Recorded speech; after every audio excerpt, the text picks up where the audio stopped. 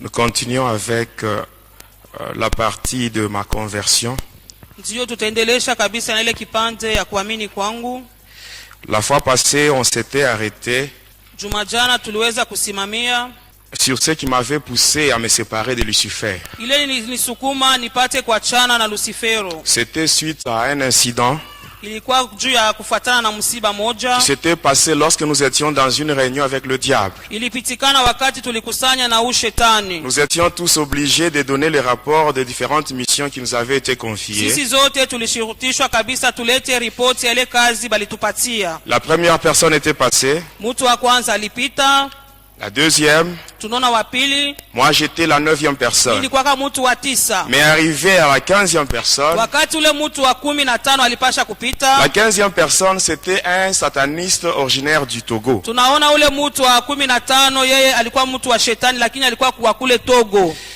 Amen. Amina. Quand il devait donner le rapport de sa mission, il avait dit qu'il avait connu un échec. Amen. Amina. Et quand il cherchait maintenant à expliquer le pourquoi de son échec, il avait cité le nom de Jésus. Et nous tous, nous étions tombés ensemble avec le diable. Et moi, avant cela, je croyais que c'est le diable qui était au-dessus de toutes choses. Je croyais que sa puissance était au top. Alors comme j'avais un délai que le diable m'avait imposé, j'avais peur et je ne savais pas quoi faire. Alors lorsqu'il était tombé, juste parce qu'on avait prononcé le nom de Jésus, à ce moment-là, je m'étais dit, quand j'étais de retour à Likasi, je m'étais dit ceci. Donc cet homme, quand il me parle qu'il est au-dessus de toutes choses, à partir de ce qui vient d'arriver, j'ai fini par comprendre qu'en dehors du diable, il y a une puissance qui est au-dessus de celle de Lucifer. Et cette puissance, c'est la puissance du Seigneur Jésus. Amen, amen. Amina. Nous continuons aujourd'hui avec ma conversion. Mais le vendredi, je vais vous parler sur ma délivrance. Ce qui m'était arrivé le 20 décembre de l'année 2003. Le 20 décembre 2003. Lorsque j'étais mort. Et on se préparait déjà pour aller m'enterrer. Mais pendant ce temps-là, j'étais dans le monde astral. Plus précisément dans le séjour des morts, avec des chaînes et un cadenas au niveau de la bouche. Et tout était terminé pour moi. Amen. Amen. Quand tout était terminé, c'est là où maintenant Jésus avait pris maintenant la relève. Et c'est là qu'il m'a délivré. Ça, c'est ce que je vais expliquer le vendredi. Pour aujourd'hui, je continue avec ma conversion. Et la dernière fois, avant de terminer, je vous avais dit ceci. Ce n'était pas facile. Ce n'était pas facile pour que le diable puisse me lâcher. Avec tous les secrets que je connaissais. Avec toute la formation que j'avais reçue de sa part. Il m'avait formé pour combattre le chrétien. Pour détruire, saboter l'œuvre de Dieu. Il m'avait donné beaucoup de stratégies. Beaucoup de techniques et beaucoup de stratégies. Beaucoup de techniques pour combattre le chrétien et détruire, saboter l'œuvre de Dieu. Alors quand le Seigneur Quand j'ai cherché à donner ma vie au Seigneur Jésus, le diable, sachant très bien que si cet homme est délivré et qu'il commence à dévoiler mes secrets, beaucoup d'enfants de Dieu seront affermis et beaucoup de gens seront délivrés. Alors pour cela, je ne dois pas le lâcher facilement. Faire le pacte avec le diable, c'est facile. Mais se séparer avec Satan, c'est pas une chose facile. Amen, amen. Amen. Pour aujourd'hui, j'aimerais insister sur un point. Le Seigneur Jésus a besoin de nous aider tous. Et d'une manière particulière, il a besoin d'intervenir dans ta vie. Mais toi aussi, tu dois faire quelque chose. Comme la fois passée, je vous avais dit, si tu as besoin de l'intervention du Seigneur Jésus, il faut que tu prennes le risque de dire la vérité. Et en disant la vérité, le monde n'aime pas la vérité. Le monde va te haïr à cause de la vérité. Ta famille peut te rejeter. Tes amis peuvent t'abandonner. Mais Jésus, lui, ne va pas t'abandonner. À cause de la vérité, Jésus ne t'abandonnera jamais. Parce que lui-même, il est la vérité. Et à cause de la vérité que tu vas dire, Jésus ne va pas t'abandonner. Il est l'ami fidèle. Mais bien aimé, même quand vous venez à l'église, j'aimerais vous demander une chose. Quand vous venez à l'église, il faut se dire ceci. Amen. Les hommes de Dieu, le pasteur, les évangélistes, les intercesseurs, ce ne sont pas eux qui vont donner la solution à ton problème. C'est lui qui va donner la solution à ton problème. C'est lui qui va t'accorder la délivrance.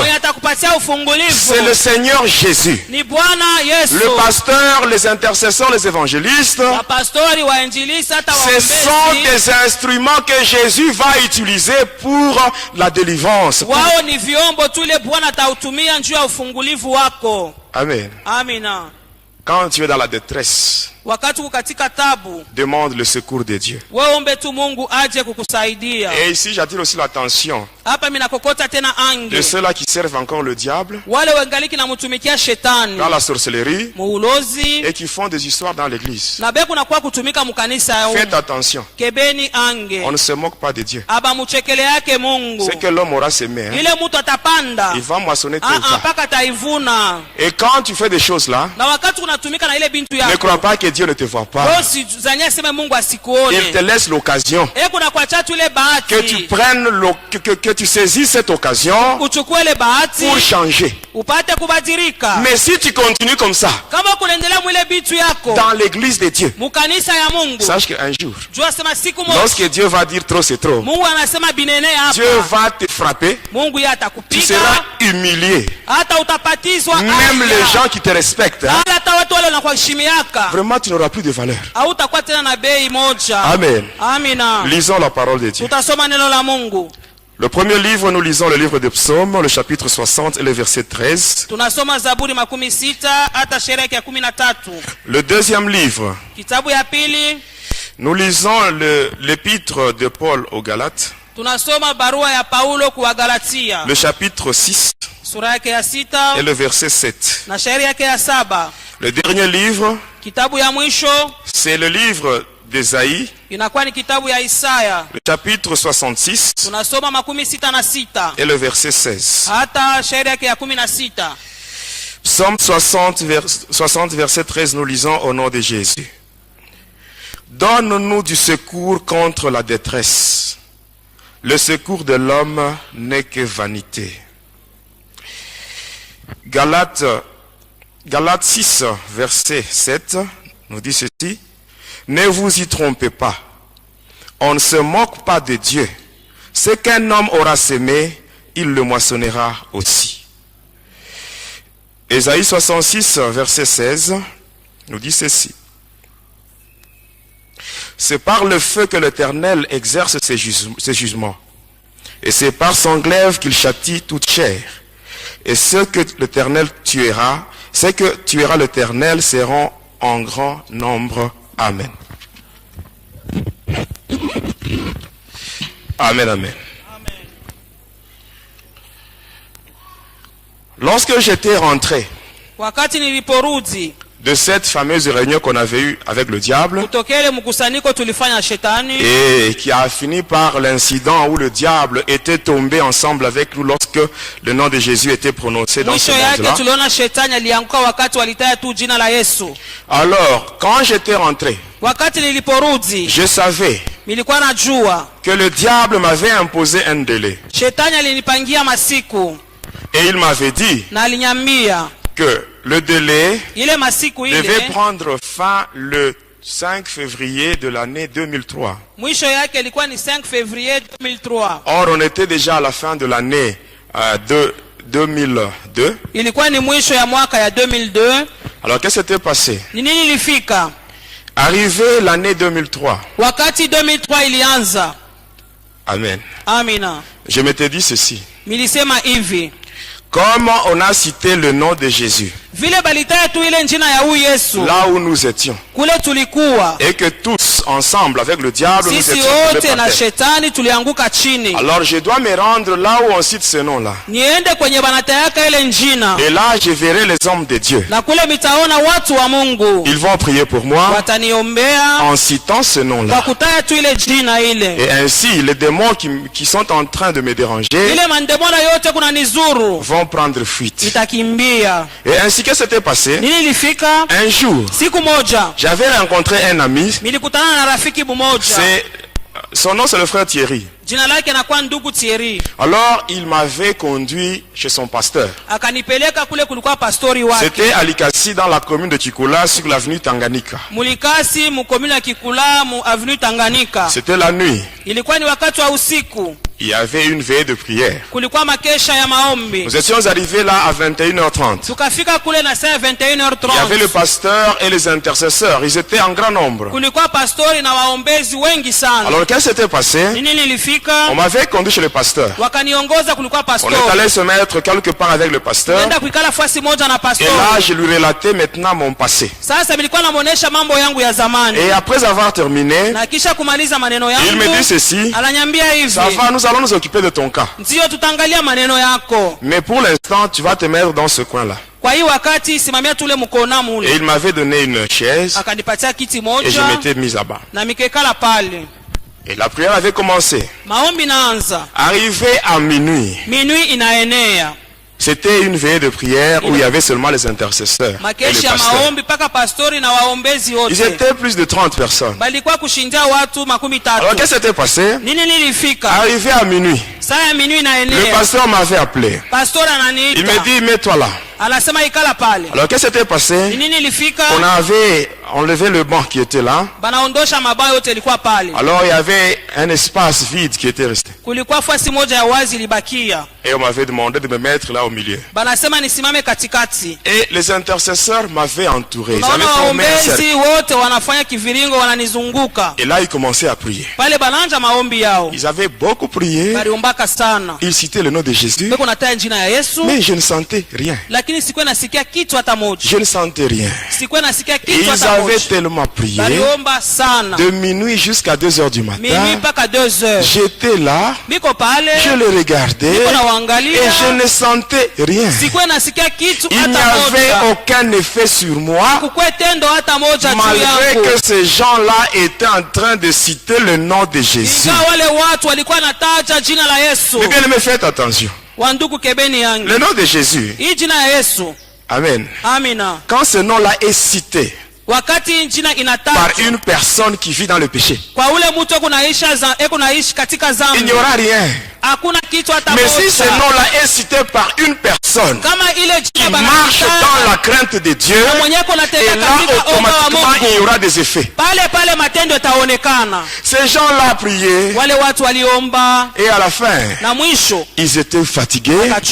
Le pasteur allait se mettre devant la porte. pastor anaenda kuikala kule kumulango. Alors eux, les intercesseurs, ils continuent à prier. Waombezi wanaendelea na kazi yao. Pendant qu'ils priaient, wakati walikuwa naomba, ils étaient fatigués. Bakachoka. Et comme ils voyaient qu'il n'y avait rien sur moi, vile baliona kuna kitu kinafanyika juu yangu, alors ces gens-là commençaient maintenant à me donner 2 coups de poing au nom de Jésus. Sasa bakaanza kunipika makofi katika jina la Yesu. On me donnait 2 coups au nom de Jésus. Wananipika mangumi katika jina la Yesu. Mais pendant qu'ils me donnaient 2 coups, wakati walikuwa napika mangumi, mais je sentais comme s'ils étaient en train de me gratter. Nilikuwa nasikia kama beko nanipalula kwa pamwili.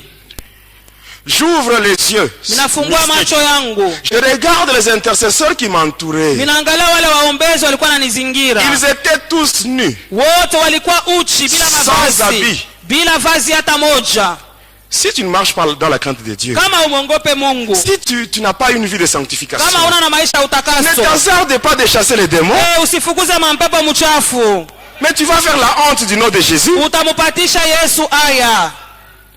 Amen, amen. Amina. Alors quand ces gens-là me frappaient, alors là j'étais fâché, j'étais énervé, et je me disais à moi-même, le fait de venir ici et dévoiler tous mes secrets, c'est une trahison vis-à-vis du diable.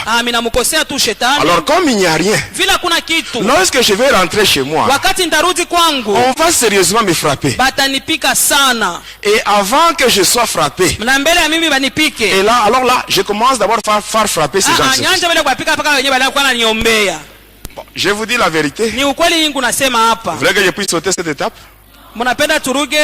Je vous dis la vérité, hein, c'est que c'était passé. Alors là, je commençais à donner des coups. Ce n'était même pas des coups que je donnais sérieusement. Je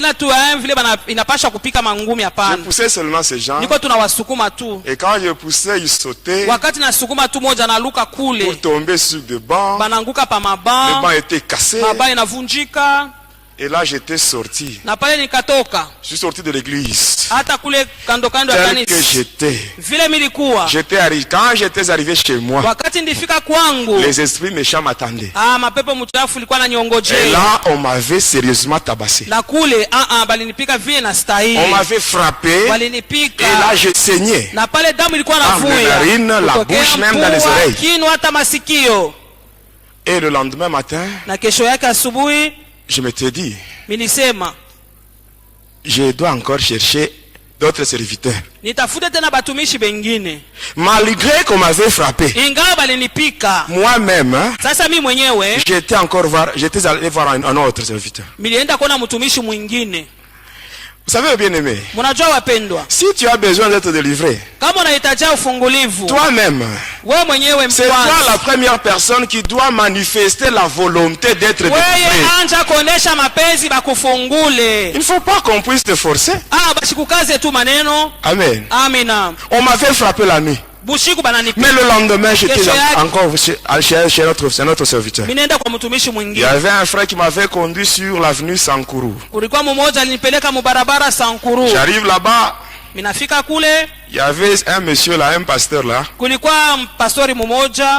Il avait son nom, mais à la fin, on a ajouté Fire.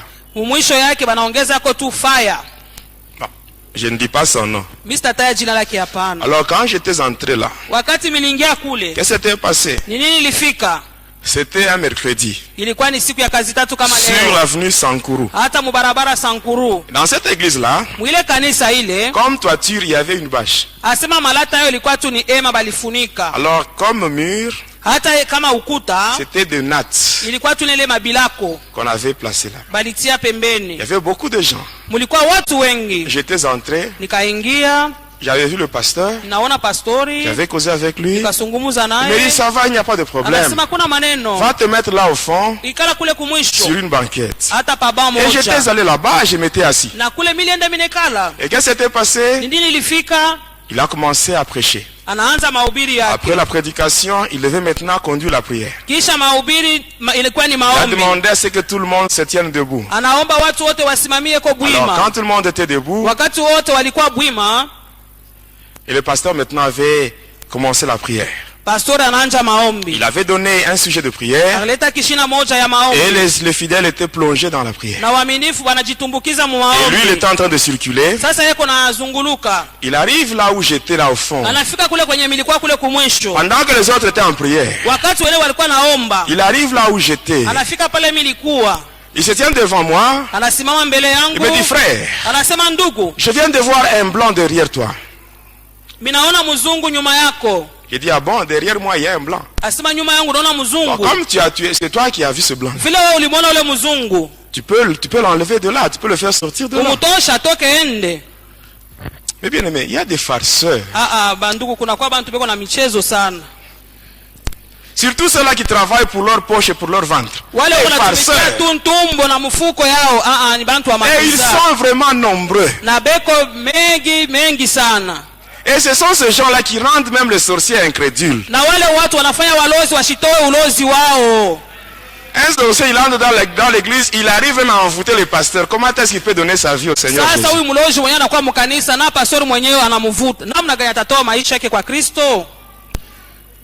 Amen. Amina. Si tu n'as pas été appelé par le Seigneur Jésus, tu dois seulement te mettre dans le pourtour comme tout le monde. On t'enseigne. Et au moment opportun, si vraiment le Seigneur t'a appelé, il va aussi t'équiper. Notre Dieu, quand il donne la vision, il donne aussi la provision. Amen. Amina. Alors il était là. Et subitement là il commence à parler en langue. Commence à parler en langue. Je le regarde. Je le regarde. Un homme sans habit. Et là il cherchait maintenant à me tenir.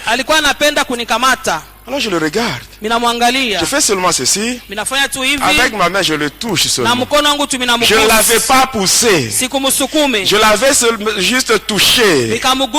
Et juste quand ma main avait touché son corps, le pasteur était projeté. Et il est allé tomber sur le fidèle. Et quand il était tombé sur ce fidèle, la prière avait pris fin. La prière avait pris fin. Et les intercesseurs commençaient à déplacer les bancs. Et il y avait encore un espace vide. Et ces gens-là commençaient à prier pendant que le pasteur était à terre. Et eux commençaient à prier. Et j'avais aussi commis la même bêtise. Ils commencent à me donner des coups au nom de Jésus. Et quand je commence à les pousser, ils sautent. Et quand ils sautent, ils sortent avec des nattes. Ils sortent avec des nattes. Et à la fin, quand je devais quitter ces lieux-là, il y avait juste la toiture, toutes les nattes n'étaient plus là. Et j'étais parti. Amen, amen. Et quand j'étais parti, un jour, il y a une sœur. Elle était venue me voir. C'était la mère de ma fille. Alors elle m'avait donné l'adresse d'un prophète. Du côté, quand vous êtes à Likasi, vous vous rendez vers le camp Génie. Sur l'avenue Dilolo. On m'avait donné l'adresse d'un prophète. Et j'étais parti. J'arrive là-bas, je frappe à la porte. Le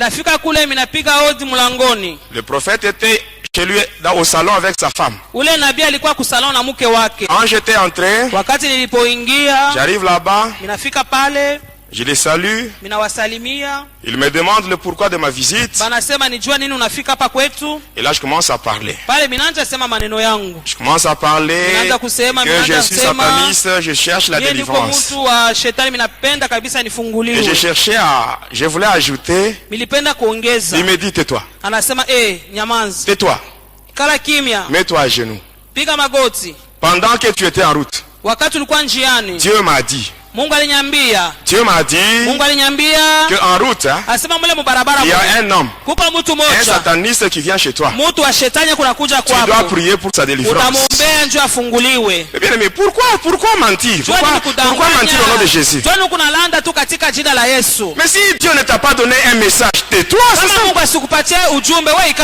Mais bien aimé, maudit soit l'homme qui dit Dieu a dit pendant que Dieu n'a rien dit. Le silence de Dieu ne signifie pas son absence. Amen. Alors, il me dit, mets-toi à genoux. Et comme c'est moi qui étais dans le besoin, j'étais obligé d'obéir. Et j'avais obéi à cet homme-là. Je m'étais mis à genoux. Alors il vient directement avec sa main, il impose sur ma tête. Il commence à prier. Juste quand il avait imposé sa main sur ma tête, il était lui-même projeté, il est allé se cogner au mur.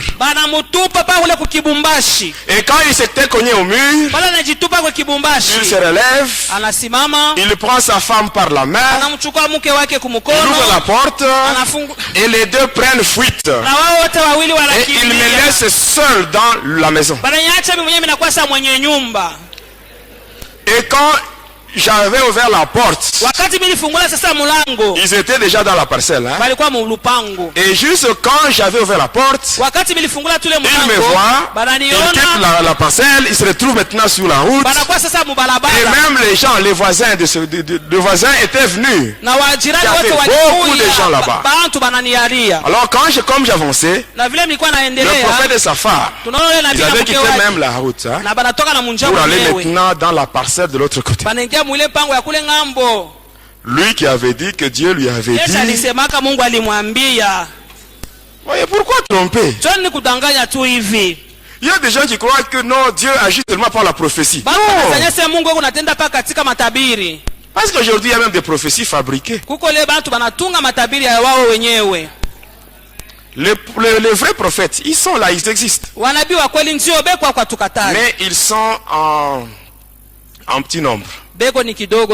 Mais ceux qui sont en grand nombre, ce sont les faux prophètes. Parce que même moi, j'étais prophète. J'ai parlé en langue. J'ai prophétisé. Amen. C'est triste. Et j'étais sorti de là, j'étais rentré chez moi. J'arrive chez moi, on m'attendait. Et là, on m'avait encore frappé sérieusement. J'étais resté chez moi. 2 jours plus tard, il y avait un autre frère qui était venu me voir. Et il me donne l'adresse d'un autre prophète. J'étais parti. J'arrive là-bas. Je frappe à la porte.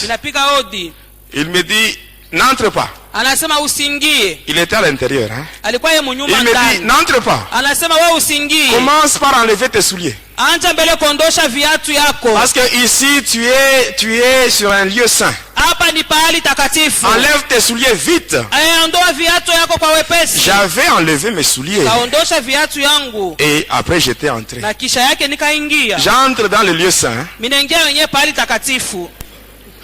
Je me retrouve dans le lieu saint, il y avait la natte. Et il me dit,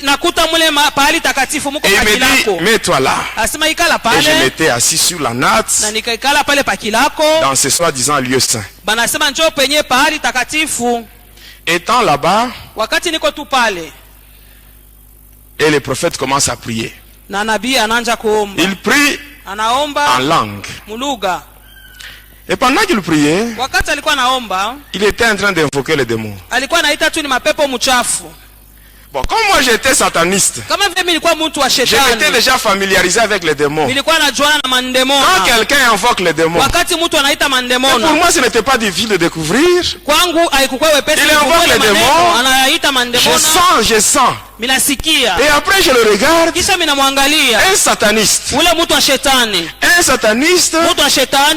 de niveau vraiment très bas par rapport à moi. Alors je me lève, je dis, toi, wewe tu oses faire ça sur moi. unapima kufanya hii maneno juu yangu.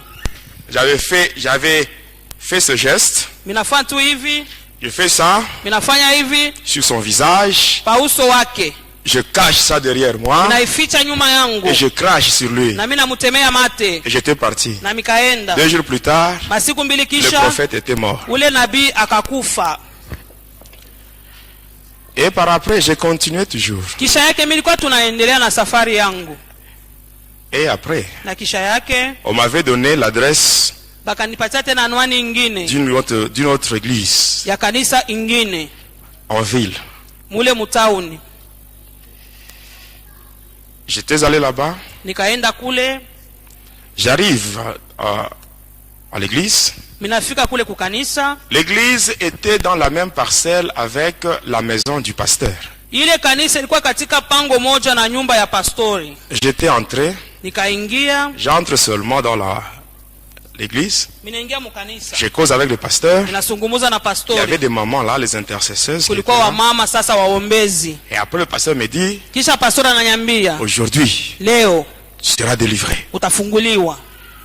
Et quand il me dit ça, wakati ananiambia ile, j'étais content. Nikafurahi. Après quelques minutes, kisha kuna kwa tu madakika chache, j'entends des bruits.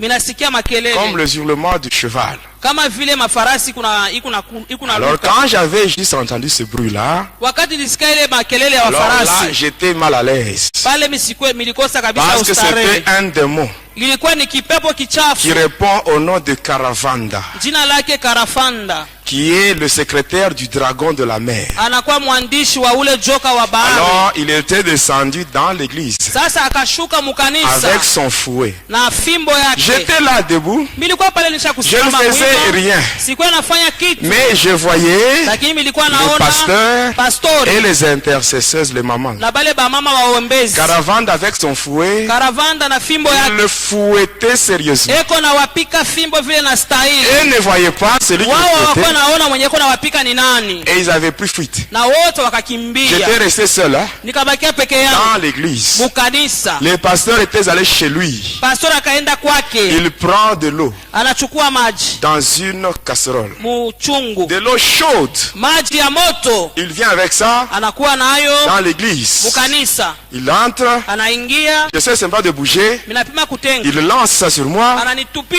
C'était de l'eau chaude. Ilikuwa maji ya moto. Quand j'avais essayé de bouger. Wakati niliteka kidogo. Il laisse là la casserole. Anaacha na kiungu il chenyewe. sort en courant. Anatoka mbio. Et j'étais resté seul. Nilibakia peke yangu. Et après. Na kisha. J'étais mouillé. Nikalobana. Parce qu'il avait versé de l'eau sur moi. Alimwanga maji juu yangu. J'étais mouillé. Nikalobana. Et là je sortais. Na pale bilikuwa natoka. De la parcelle. Mumpango. Alors quand je sortais, wakati bilikuwa natoka. Il me dit frère, arrête-toi. Anasema ndugu simama kwanza. Alors je m'étais arrêté. Nikasimama. Il vient. Anasema kuja. Il me dit ceci. Ananyambia hivi. Frère.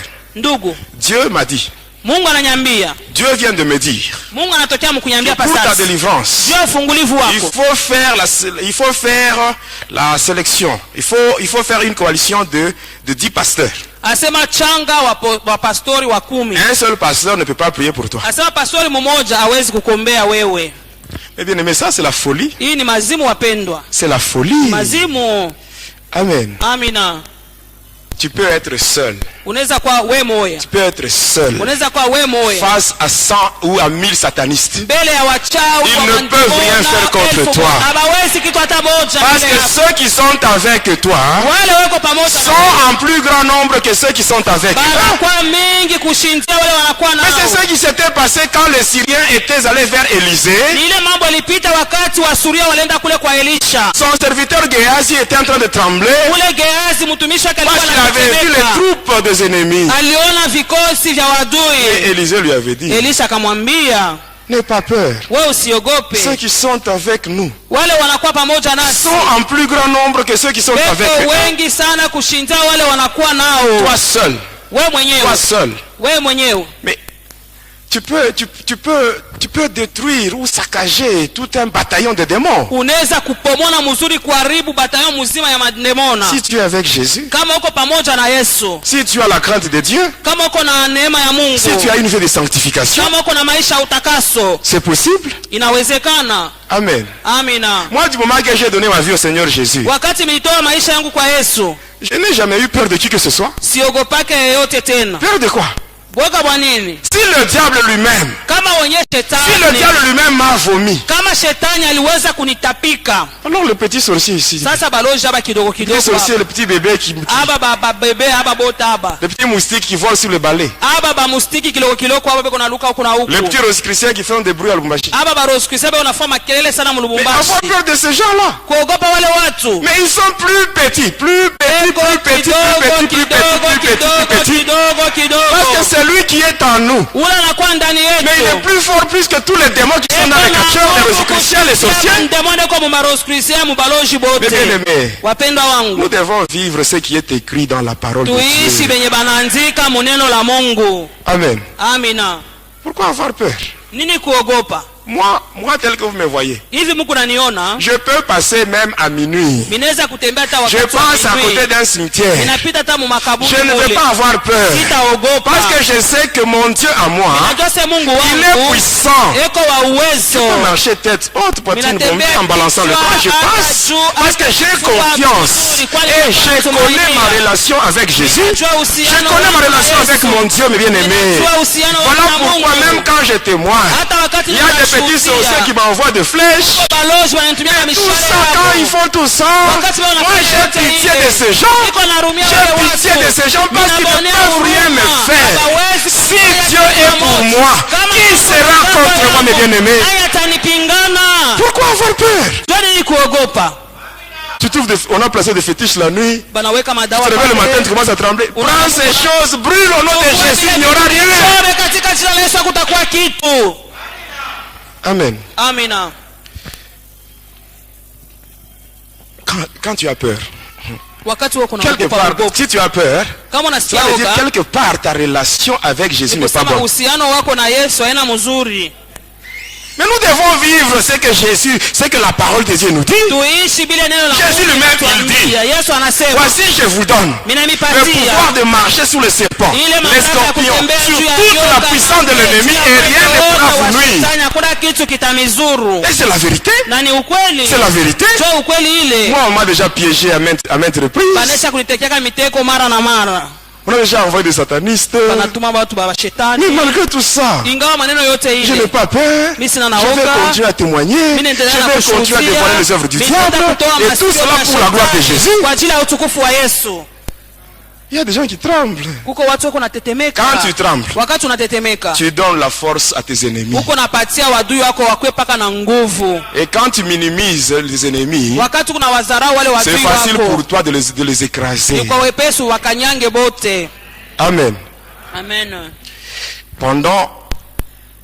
Alors quand j'ai été sorti de cette église-là, on m'avait encore adressé à une autre église. J'étais arrivé là. Alors on commençait à prier pour moi. Ils étaient à 6. Les 4 là se sont précipités pour mettre leurs mains sur ma tête. Et ils étaient projetés.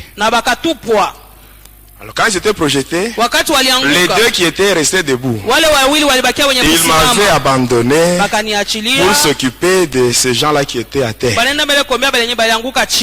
Alors là j'étais sorti, j'étais rentré chez moi. Après cela, j'étais allé dans une autre église sur l'avenue Foyer Social. J'entre par la porte principale. Les démons descendent, ils commencent à frapper les gens commencent à sortir par la porte secondaire. J'étais parti. Je vais encore sur l'avenue Lumumba. Croisement avec l'avenue Mukumbi. À côté, il y a une station de Fina. J'étais entré là. Il y a des démons qui frappaient les gens. Les gens avaient pris fuite et on m'avait laissé. Je quitte cette église-là. Je vais sur l'église suivante. Sur une même avenue. Même chose.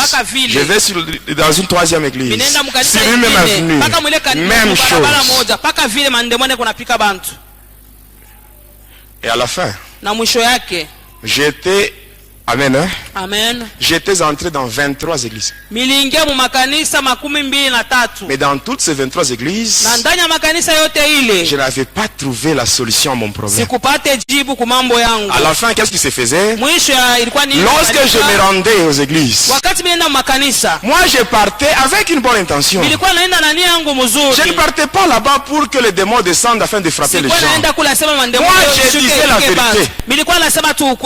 Amen, amen. Amina. Et à la fin, qu'est-ce qui s'est passé? Lorsque je me rendais aux églises, qu'est-ce qui s'est passé? On me voyait de loin. Et là, on m'envoyait des frères. On vient me voir. On dit, frère, le pasteur a dit, ne viens pas dans notre église. Tu vas faire fuir les gens.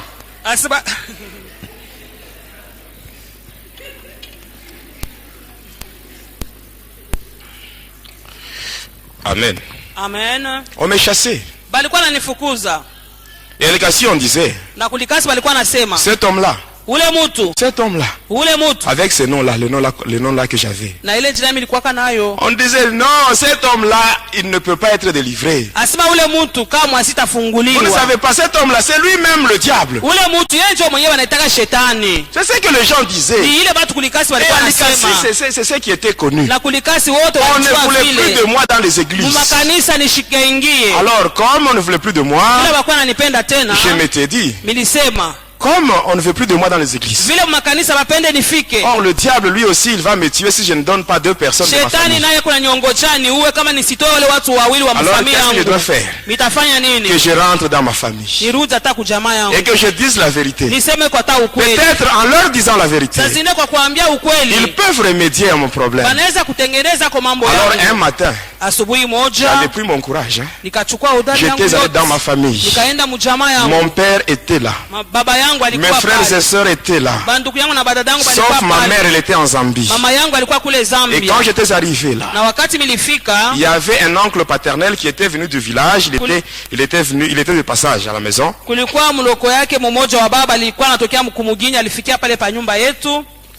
Alors quand j'étais là au salon, avec toute la famille réunie, j'avais dit ceci. Vous savez tous que je suis sataniste. Mon père m'avait dit ceci. Oui, je sais. Oui, je sais. Et ton père, c'est le diable. Oui, c'est ce que mon père m'avait dit. Parle vite. Nous avons d'autres choses à faire. Alors j'ai dit ceci. Vous savez que je suis sataniste. Et maintenant, au moment où je vous parle, on m'a demandé de tuer 2 personnes. Et les 2 personnes qu'on m'a demandé, les 2 personnes que je dois tuer, c'est parmi vous qui êtes ici. Amen, amen. Mettez-vous à leur place. Mettez-vous à leur place. Amen. Amen. J'avais dit la vérité. J'avais pris le risque de dire la vérité. Et quand je disais cette vérité-là, je n'avais pas une mauvaise intention. Je disais la vérité. Et c'est ce qui était réel. Et avant de me répondre, alors tout le monde commençait à pleurer. C'était déjà le deuil. Il n'y avait pas quelqu'un qui était mort, mais c'était déjà le deuil. Et par après, les voisins même étaient venus pour demander celui qui était mort. Et par après, mon père s'était ressaisi. Alors il a réuni tout son courage. Il me dit ceci. Ananiambia hivi. Tu vois? Unaona? Ma maison à moi. Hii nyumba yangu. Ce n'est pas un poulailler. Haina fasha wa nkuku. Ce n'est pas une boucherie. Haina fasha kuua manyama. Où tu dois prendre ce que tu veux pour ton père le diable. Ile unaweza kuchukua kwenda mpelekea baba yako shetani. Et au moment où je te parle. Na wakati niko nasema na wewe. Tu quittes ma maison. Toka mnyumba yangu. Tu quittes et sache qu'à partir d'aujourd'hui tu n'es pas mon fils. Tu n'es pas mon enfant. Et ces gens que tu vois ici, ils ne sont pas tes frères ni tes sœurs. Alors tu dois aller. Tu dois quitter ma maison. Il appelle son jeune frère.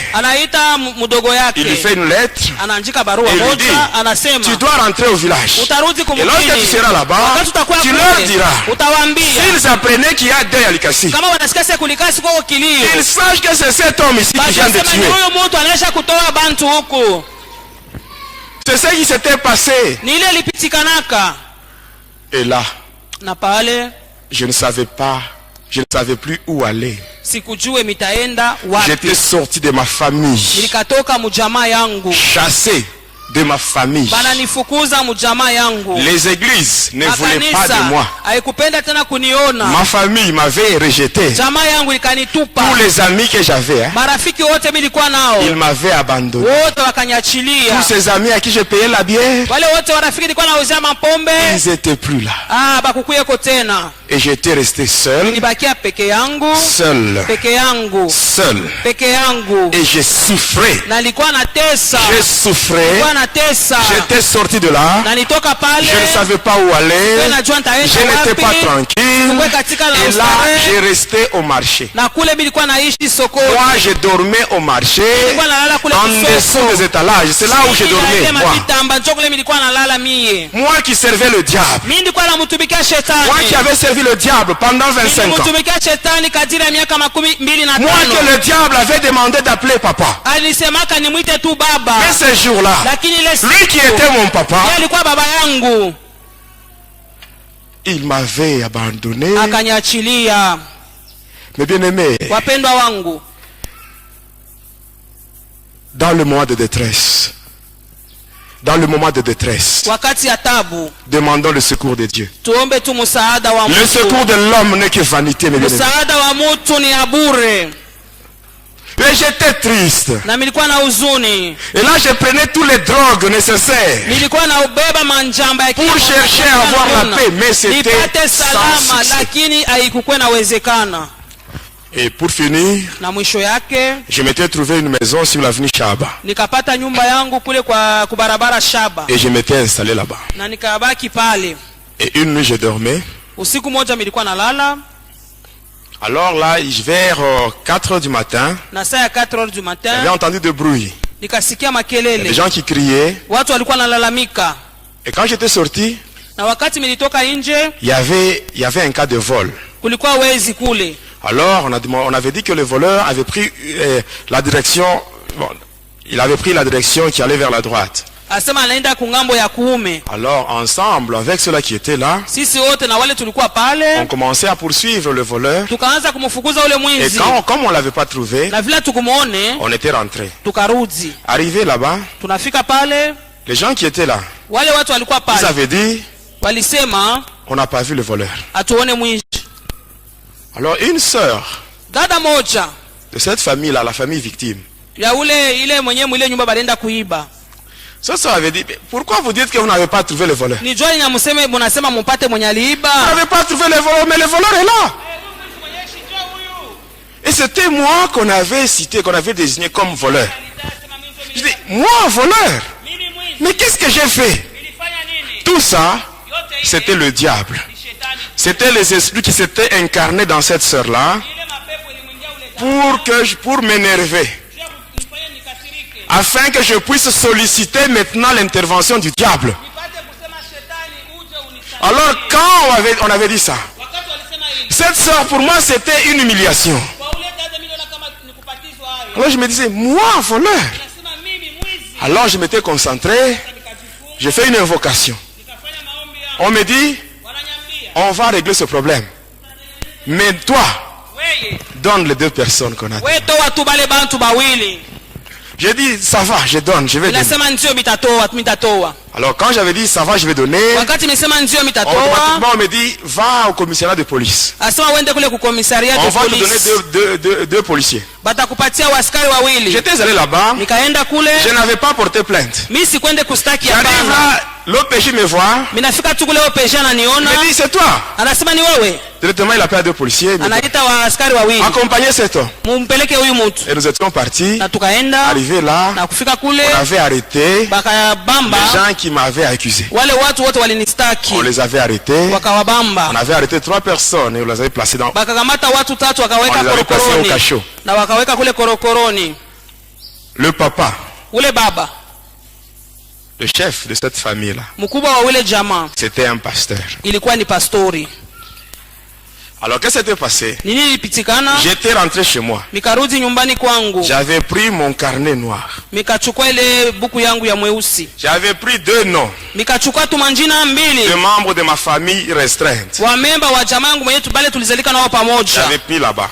Je devais maintenant les tuer. Il fallait seulement rayer leur nom pour que la mort intervienne quelque temps après. Amen. Amen. C'était le 2 février de l'année 2003. Le 2 février 2003. Alors quand j'étais allé au commissariat voir l'OPJ, j'arrive là, il me dit que le pasteur était libéré. On l'avait libéré la nuit. Alors je dis pourquoi on l'a libéré? Il y a des pasteurs qui sont venus plaider pour lui. Alors je lui dis, est-ce que toi tu acceptes ça? Alors là je m'étais concentré. Je commençais maintenant à les manipuler.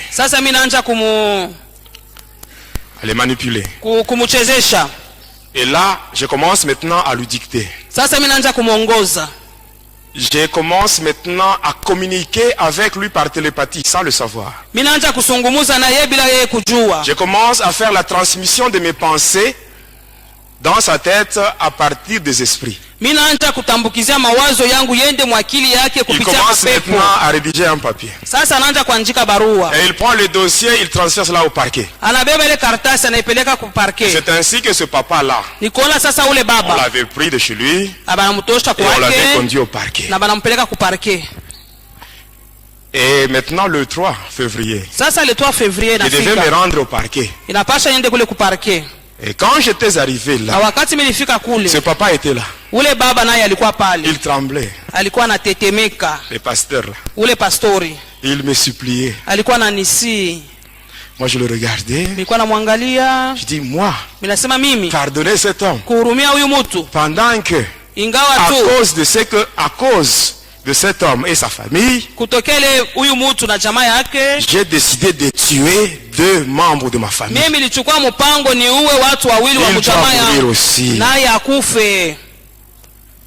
Et pendant que j'étais là, j'attendais le magistrat. Et quelques temps après, il y avait le magistrat. C'était le magistrat Kasongo. Kasongo de Likasi. Il était venu, il m'avait appelé dans son bureau, il m'avait entendu, et après il m'avait dit, tu as raison, tu as raison, cet homme ici, il doit payer. Et là j'étais content. Et quand j'étais sorti, il y avait un papa qui était passé par là. C'était l'oncle paternel à la mère de ma fille. Et quand il m'avait vu, il me dit, non, le pasteur ici, c'est un papa très bien. Il a un bon témoignage. C'est un bon papa. Quand nous étions trop jeunes, hein, ce papa c'est lui qui nous avait fait grandir. Ainsi je te supplie, retire seulement ta plainte.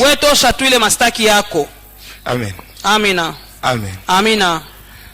C'est tel que tu es là. Amen. Hein? Amen. Tu dois savoir à bien vivre avec les gens. Parce que ce papa là, Amen. Amen. À cause de son passé. À cause de ce qu'il faisait dans son passé, il y a eu un homme qui est venu parler à sa place. Et quand ce papa me parlait, je ne sais pas ce qu'il m'avait poussé. Je dis ça va. J'entre dans le bureau du magistrat. Je lui dis bon ça va, je retire ma plainte. Veuillez libérer ce papa. Alors lui me dit ça va, comme toi tu as arrêté ta plainte, mais moi en tant que magistrat il doit aussi me donner l'argent comme amende de l'État. Il dit ça va, ça c'est ton problème entre toi et lui. Moi et ce papa c'est terminé. C'est comme ça que j'avais laissé ce papa. Mais sur moi, je savais que 2 membres de ma famille devaient mourir. C'était le 3 février. Et là j'ai quitté le parquet. Je me rendais vers le centre de la ville. Et pendant que j'évoluais, j'avais un colis. Et dans ce colis, il y avait un flacon. Et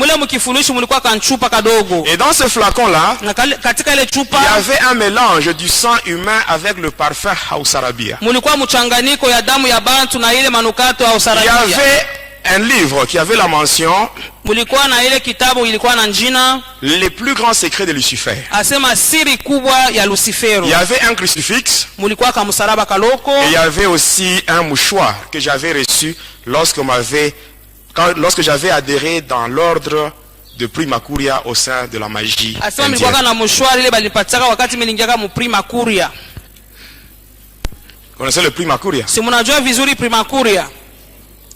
C'est dans cet ordre-là qu'on s'est rencontré avec le président Mobutu. Même la vente de notre pays au diable. Notre pays, le Congo, quand il était encore Zaïre,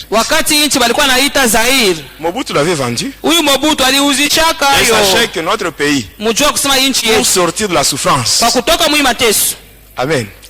Ce n'est que par la prière. Par la prière et la prière, c'est tout.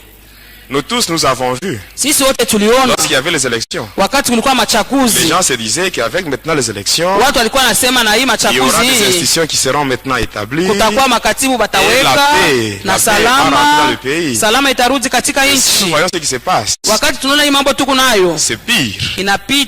Amen. Et notre pays peut sortir de ce chaos seulement par la prière.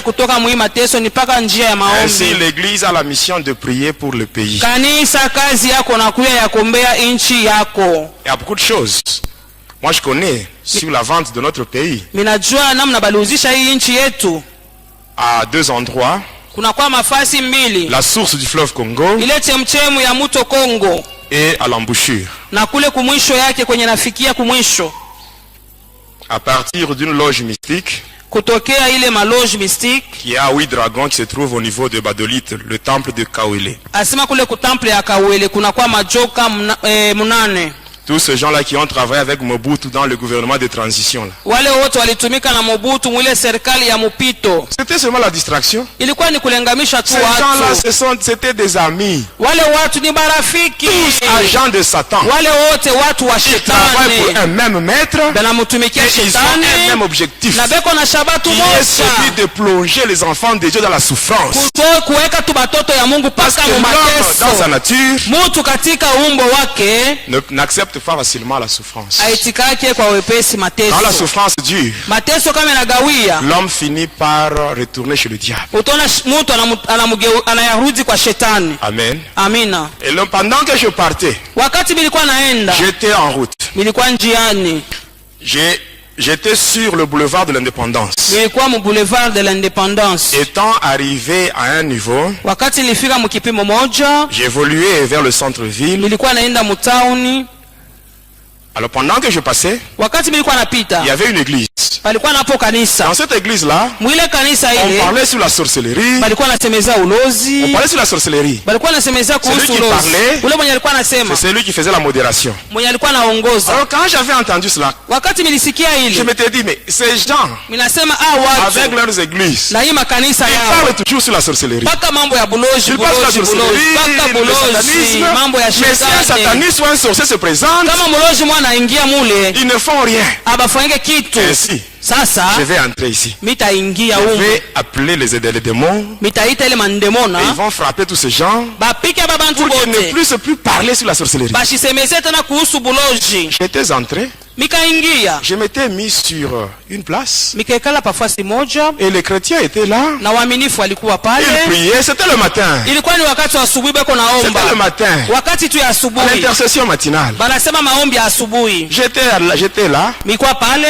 Et après, l'homme là qui devait conduire la prière, il dit ceci: vous tous qui êtes assis, quittez vos places et venez vous mettre ici. J'avais laissé mon colis là-bas et j'étais venu ensemble avec les vrais chrétiens. J'arrive là, je me mets à genoux. Tout le monde était à genoux. On avait donné une requête et les gens priaient les yeux fermés. Moi aussi j'étais là avec les yeux fermés. Pendant que les autres priaient, moi j'ai invoqué les démons. J'ai invoqué les démons. D'habitude, chaque fois que j'ai invoqué les démons, quand les démons sont en route, je regarde dans ma main. Je vais voir apparaître l'ombre. Alors ce jour-là, j'étais à genoux. Je commence à invoquer les démons. J'invoque. Je regarde dans ma main. Il n'y avait rien. J'invoque. Je regarde dans ma main. Il n'y avait rien. Mais pendant que j'étais à genoux, je sens au niveau de la toiture une petite chaleur. Et cette petite chaleur, elle ne faisait que descendre progressivement. Et pendant que ça descendait, la chaleur augmentait d'intensité. Et pendant que ça augmentait d'intensité, ce n'était plus la chaleur. C'était plus la chaleur, mais c'était le feu. C'était le feu, c'était le feu. Et pendant que ça descendait, c'était arrivé sur ma tête. Alors quand ça m'avait touché à la tête, mais bien aimé, c'était terrible. Tel que j'étais sataniste, je suis arrivé devant un brasero. Il y a des braises là, bien allumées. Je peux introduire ma main là-bas. Je prends une braise, je ferme ma main. Et quand je ouvre ma main, vous verrez que la braise sera éteinte. Mais ce jour-là, le feu qui était descendu sur moi, ce n'était pas le feu de brasero, c'était le feu que je n'avais jamais senti. Et quand le feu descendait sur moi, ça ne s'était pas limité sur la tête, mais ça descendait dans mon corps tout entier jusqu'au pied. Et là, mon corps commençait à brûler à l'intérieur. C'était terrible. Je m'étais infiltré dans l'église de Jésus avec une mauvaise intention. Même toi, sorcier qui m'écoute, si même quand tu viens à l'église, tu fais ce que tu as toujours l'habitude de faire, sache que Dieu te voit. Il te voit. Il n'a pas peur de toi. Il te voit, mais il te laisse le temps que tu prennes la décision pour changer. Mais si tu veux demeurer dans ce que tu fais, sache que quand Dieu va dire trop, c'est trop. Dieu lui-même, la Bible dit que notre Dieu, il exerce son jugement par le feu. Et le feu de Dieu va tomber sur toi. Et ce jour-là, tu verras maintenant que Dieu, il est Dieu, il est au-dessus de toutes choses. Ce jour-là, le feu était descendu sur moi. Alors là, je me disais, cette fois-ci, je dois maintenant prendre fuite. Et maintenant, j'étais à genoux. Je faisais des efforts pour me relever. Tel que tu es là, si tu te mets à genoux, on te demande maintenant de te tenir debout. Ça va prendre combien de temps? Mais peut-être une minute. Même pas une minute. Mais moi, ce jour-là, je voulais maintenant me relever pour prendre fuite. Mes genoux étaient cloués au sol. Je faisais tous les efforts. Pendant que je faisais les efforts, les gens qui étaient en prière, ils avaient ouvert les yeux. Ils m'avaient vu. Maintenant, la prière avait pris fin. Tout le monde avait orienté sa prière vers moi. Et c'est maintenant toute l'église qui envoyait le feu sur moi. Tout le monde envoyait le feu sur moi. Et c'était terrible. J'avais fait 10 minutes à genoux. C'est pour vous dire, mes bien-aimés, qui que l'on soit, sataniste, sorcier, magicien, tes genoux doivent fléchir devant Jésus. Quoi que tu sois, qui que tu sois. Et après les 10 minutes, mes bien-aimés, je m'étais concentré. Alors comme il y avait une forte chaleur, j'avais maintenant invoqué. J'invoque mon maître, celui de Kisangani. Il n'avait pas répondu. J'invoque le prêtre qui m'avait initié à la magie catholique. Sans réponse. Alors je me dis, comme tous ces gens ici ne veulent pas répondre, que j'invoque maintenant le plus grand maître. Et là, j'avais invoqué Lucifer lui-même. J'invoque Lucifer, même Lucifer ce jour-là, il n'avait pas répondu. Il n'avait pas répondu. Le diable n'a aucun pouvoir sur l'église de Jésus. Il n'a aucun pouvoir sur l'église de Jésus.